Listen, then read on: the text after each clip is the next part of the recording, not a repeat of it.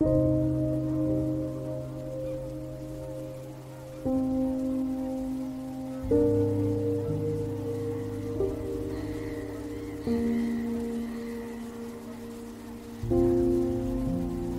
با دخترم تصمیم گرفتیم که با اتوبوس به سمت 33 پل حرکت کنیم تا یک شب زیبا رو رقم بزنیم.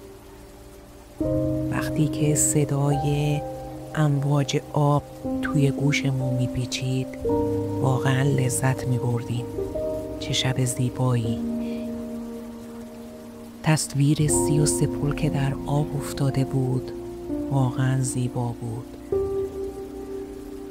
و حضور هموطنان عزیزم که برای لذت بردن از این صحنه ها به اینجا آورده بودن شادی ما رو دوچندان کرد.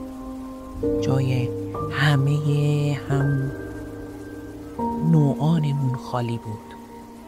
امیدوارم که زاینده رود همیشه جریان داشته باشه تا ما بتونیم از اون استفاده زیادی برای بالا بردن روحیمون بکنیم.